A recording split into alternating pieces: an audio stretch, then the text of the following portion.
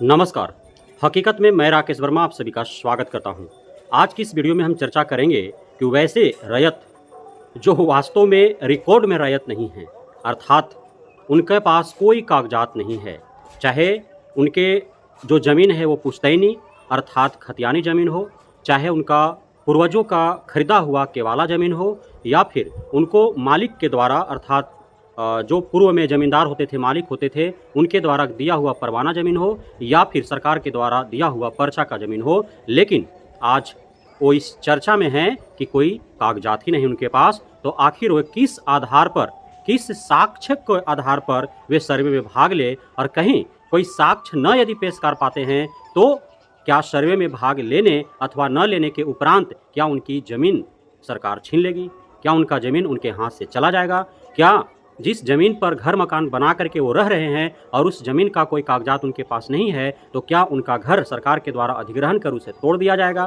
क्या उनको बेघर कर दिया जाएगा? क्या जो ज़मीन है उनके पास, जो पूर्वजों के द्वारा ही कब्जा कराया हुआ था और उसी पर आगे अगला पीढ़ी जो है अपना हिस्सेदारी में जोत कोड़ रहा है, अपना फसल उगा रहा है और अपना भरण पोषण कर रहा है, क्या वह ज़मीन उनसे छीन लिया जाएगा? क्या उस ज़मीन का कागजात नहीं होने के उपरांत क्या उनके हाथों से निकल जाएगा? तो यह बहुत बड़ा दुविधा है, क्योंकि इस प्रकार की जो समस्याएं हैं वह 2-4-10 लोगों के साथ नहीं है। यह समस्या पूरे बिहार के लगभग 30% लोगों के साथ है।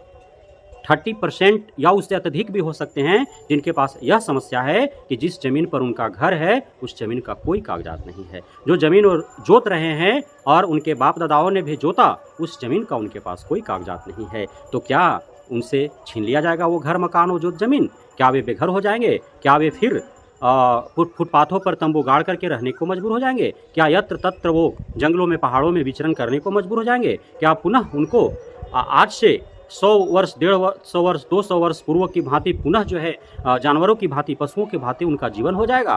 तो मैं पूरे विश्वास और भरोसा के साथ कहता हूँ कि यदि ऐसा हुआ तो जो मंजर श्रीलंका में देखने को मिला, जो मंजर बांग्लादेश में देखने को मिला, उससे भी भयावह मंजर बिहार में देखने को मिलेगा यदि सरकार ऐसी मानसा के साथ सर्वे करा रही है कि जिनके पास कोई कागजात नहीं, उनका घर मकान जोत जमीन छीन लिया जाए, उनको बेघर कर दिया जाए, तो उससे भी भयावह स्थिति यहाँ उत्पन्न हो सकती है।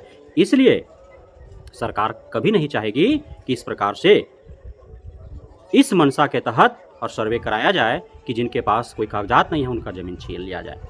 आप सर्वे में भाग लें और आपके पास प्रूफ है, आपको दिख नहीं रहा है, आपको पता नहीं है, आप सिर्फ खोज रहे हैं उस कागजात को कि कौन आपके बाप दादा के नाम से कागजात है या आपके नाम से, आपके पिता के नाम से कागजात है। लेकिन वो कागजात तो कहीं भूल गया है, कहीं जल गया है, कहीं खो गया है, दिया खा गया होगा, क्योंकि नीम के बक्सा में नहीं रखे होंगे आपके बाप दादा, कहीं लुका छिपा कर रखे होंगे अपने गोतिया परिवार से, क्योंकि काफ़ी डर होता था ना कि ज़मीन का कागजात फलाने के हाथ लग जाएगा तो पूरा ज़मीन में हड़प लेगा, इसलिए कहीं कहीं कोना सानी में जैसे तैसे छुपा करके रखते थे और उनको पता भी नहीं होता, दिया चट कर जाता था। तो वैसे हालात में होंगे कहीं, तो आपको कैसे मिलेगा? लेकिन जो ज़मीन आपके कब्जे में है उस पर आज तक आप बचपन से देखते आए हैं, जो ज़मीन आपके बाप ने जोता, जो ज़मीन आपके दादा ने जोता, वही ज़मीन आप जोत रहे हैं, वही ज़मीन अब आप चूँकि बुजुर्ग हो चुके हैं तो आपका बेटा भतीजा जोत रहा है। लेकिन अब तक किसी का कोई आपत्ति ही नहीं रहा कि आप क्यों जोत रहे हैं। मतलब साफ है कि सबको पता है कि वो ज़मीन आपका है। अब ये आपका है यह साबित कैसे होगा? लोग को तो पता है कि आपका है, पूर्वजों से ही आप ही जोत रहे हैं तो आपका है। अब देखिए, जहाँ पे आप जिस लोकेशन में ज़मीन है वहाँ पे और भी लोगों का ज़मीन होगा, सिर्फ आपके का ही तो नहीं होगा ना। हो सकता है आपके ज़मीन के एक तरफ सड़क हो या नाला हो सकता है एक या दो तरफ तो ज़मीन होगा, किसी एक तरफ तो ज़मीन होगा। तो क्या आपके इर्द गिर्द जिनका ज़मीन है 2 या 3 तरफ, क्या उनके पास भी कोई कागजात नहीं है? किसी न किसी के पास तो कागजात होगा, और जिसके पास कागजात होगा आपके आस पड़ोस के जो ज़मीन के मालिक हैं, जो स्वामी हैं, उनके पास, तो उनके ज़मीन का जो चौहदी लिखा हुआ होगा कहीं ना कहीं उसमें आपका या आपके पूर्वजों का, चाहे आपके पिता का हो, दादा का हो, परदादा का हो, छिरदादा का हो, किसी न किसी का नाम तो अंकित होगा ही होगा। यदि वर्तमान में आसपास के ज़मीन बिके होंगे तब तो और मज़ा ही मज़ा है, क्योंकि वर्तमान में जब बिके हैं तो जिसको बेचा गया होगा उसको केवाला किया गया होगा, और उसके केवाले में जो है चूँकि आप पड़ोसी हैं तो कहीं न कहीं उत्तर दक्षिण पूर्व पश्चिम में से किसी न किसी दिशा में तो आपका नाम दर्ज ही होगा। तो फिर जब आपका नहीं है तो आसपास के ज़मीन के मालिकों, स्वामियों, जिनके केवाला है, खतियान है, तो उनके पास का जो ज़मीन है उसमें चौहद्दी में आपका नाम कैसे, आपका पिताजी, दादाजी, जो परदादाजी हैं, चरदादा जो भी हैं, उनका नाम कैसे आ गया? तो इससे एक साबित होता है। दूसरा, ठीक है, हम साबित नहीं कर पाए कि हमारा है, और इस आधार पर सरकार बोल रही है कि यह तुम्हारा नहीं है, तो यह सरकार भी साबित करे कि सरकार का है। सीधी सी बात है, यह सरकार भी साबित करे कि यह सरकार का हमारा नहीं है, तो फिर आपका कैसे इस आधार पर कि मेरा नहीं है तो तेरा हो जाएगा? तो सरकार को भी साबित करना पड़ेगा ना कि वो उसका है। अब अगली बात है कि ये समस्या व्यापक स्तर पर है, इसलिए सरकार मूल खतरा लेना नहीं चाहेगी कि किसी का ज़मीन छीन लिया जाए। अंततः प्रयास रहेगा कि आपके दखल कब्जे में यदि वह ज़मीन है, भले ही उसका कागजात नहीं है, और यदि किसी का उस ज़मीन को लेकर के कोई आपत्ति नहीं आते हैं विभाग और सरकार के पास, तो ज़मीन आपके नाम से होगा ही होगा, तो आपके नाम से खाता खुल जाएगा, क्योंकि किसी का आपत्ति नहीं है, तो क्यों फिर आपको न दिया जाए वो ज़मीन। अब यदि ज़मीन का कागजात न होने के कारण और उनका घर हथिया लिया जाएगा, उनका खेत जोत हथिया लिया जाएगा, तो ऐसे में सबसे अत्यधिक प्रभावित SC ST वर्ग के ही लोग होंगे, क्योंकि आप देख पा रहे होंगे, आप जहाँ हैं आसपास नज़रें उठा करके देख लीजिए कि सबसे अत्यधिक जो आम गर्मजरवा, खास गर्मजरवा या माली गर्मजरवा जो भी कहते हैं, सरकारी ज़मीन जिसको कहते हैं, जिसको बकास कहते हैं, तो उस तरह के ज़मीनों पर किनके घर मकान बने हुए हैं? कहीं तालाब के आसपास जाकर के बस्ती बसा लिया ST ST वर्ग के लोगों ने, कहीं जो है जो घास के मैदान थे, अर्थात जो छौर था वो वहाँ पे, या खेल के मैदान है वहाँ पे, आहर के इर्द गिर्द, मतलब जहाँ भी उनको लगा कि 2-4-10 घर यहाँ बन सकते हैं, खाली ज़मीन मिला, वहाँ पे जाकर के उन्होंने झोपड़ी डाला। उसके बाद 1-2 परिवार जाकर के रहें, उसी से बढ़ते बढ़ते आज एक छोटा बस्ती से बड़ा बस्ती हो गया है, और अब चूँकि उन लोगों को कॉलोनी मिला, खुद कमाने लगे, तो घर मकान जो है पक्का का भी कुछ बना लिए, कुछ खपड़ेल का है, कुछ फूस काज भी है। तो वैसे यदि सरकार खाली कराने लगे तो बस्ती का बस्ती खाली हो जाएगा।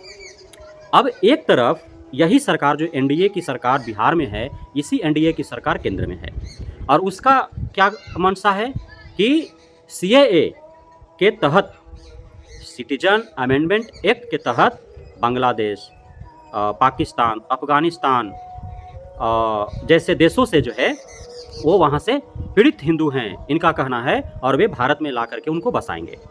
अब भारत में जो बस चुके हैं, आप भूमि सर्वे करा करके उनका घर मकान, उनका जो ज़मीन छीनने का यदि प्रयास करेंगे, दूसरी तरफ CAA के तहत दूसरे देशों के हिंदुओं को ला करके बसाने का प्रयास करेंगे, तो कहाँ उनको बसाएंगे आखिर?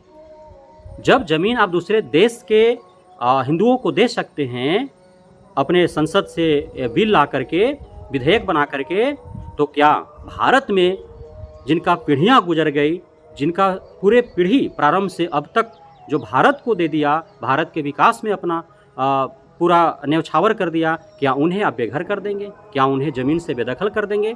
ऐसा कतई नहीं होने वाला है। इसलिए मैं कहता हूँ कि जिनका भी ज़मीन कब्जे में है, उनको कहीं भी कतई भी डरने घबराने की आवश्यकता नहीं है, बशर्ते उस ज़मीन पर किसी निजी व्यक्ति का दखल न हो, अर्थात किसी का आपत्ति न हो, तो आपका वो है और रहेगा, क्योंकि आपकी पीढ़ियाँ ने उसी ज़मीन को जोत करके और भरण पोषण किया है, पूरी पीढ़ी गुजार दी है, और आप भी अपना भरण पोषण उसी से कर रहे हैं। आपका मकान, घर मकान, पीढ़ियों जिसने उस घर मकान में गुजार दिया, आज भी उसी घर मकान में है, तो उस घर मकान का कागजात भले ही आपके पास ना हो, लेकिन आपसे छीना नहीं जाएगा, वो घर मकान तोड़ा नहीं जाएगा, और नहीं आपके जोत ज़मीन से बेदखल किया जाएगा। इसलिए डरने घबराने की आवश्यकता नहीं है। यदि ऐसा कतई होता है, सरकार के द्वारा यदि इस मंशा के तहत यदि सर्वे कराए जा रहे हैं कि जितने भी जो जिनके पास प्रूफ नहीं है, कागजात नहीं है, उनका ज़मीन छीन लेना है, तो फिर मैंने जैसा कहा कि श्रीलंका और बांग्लादेश की तरह ही यहाँ भी स्थिति उत्पन्न होगी, तो वैसा जलजला आ जाएगा। यहाँ पे सरकार को संभालते नहीं संभलेगा। तो सरकार को पहले ही चेतावनी में देना चाहता हूँ कि कतई भी यदि ऐसा मंशा तनिक भी उसके मन मस्तिष्क में होगा तो उसको निकाल लेना चाहिए, क्योंकि इससे अत्यधिक प्रभावित जो सर्वाधिक जनसंख्या वाले समूह हैं, वर्ग हैं, उन्हीं को होगा यदि ऐसा कुछ होता है तो आप घबराएं नहीं, डरे नहीं, सर्वे होने दीजिए, सर्वे में भाग ले। जैसे भी आपके पास कागजात है जो है आप उसका ब्यौरा दें। जो प्रपत्र 2 भरना है तो प्रपत्र 2 में जो आपके कब्जे में ज़मीन है या फिर जिस ज़मीन पर आप घर मकान बनाकर रह रहे हैं, तो किसी तरह से आप पता कर लें कि उसका खाता नंबर क्या है, खेसरा नंबर क्या है, और वो भर करके कितना रकबा है उसका भर करके और आप जो है जमा करा दें। आप अपना आधार कार्ड लगा दें। आपका यदि एक ही जो है प्रॉपर्टी है अर्थात ज़मीन है, उसमें कई भाग बढ़ चुके हैं तो उसका शेड्यूल ही बना ले। चूँकि आपके पास कागजात है नहीं, तो साथ ही पूर्वजों का वो ज़मीन दिया हुआ है तो वो आप वंशावली बना ले, और जितना हिस्सा में बँटना है सब लोग अलग अलग प्रपत्र भरें, प्रपत्र 2 और प्रपत्र 3(1) एवं वंशावली जो है सरपंच से आप बनवा लीजिए, वंशावली अटैच कर लीजिए। पूरा ब्यौरा जितना भी ज़मीन आपके कब्जे में है उसका सारा ब्यौरा जो भरना है वो भर करके दे दीजिए, और आपका जो है शेड्यूल बना लीजिए। जो भी आपका गोतिया परिवार में जो बटा हुआ है तो वो दे दीजिए, और आपका जो है आपके नाम से खाता खुल जाएगा। कहीं कोई डरने घबराने की आवश्यकता नहीं है, छीना नहीं जाएगा।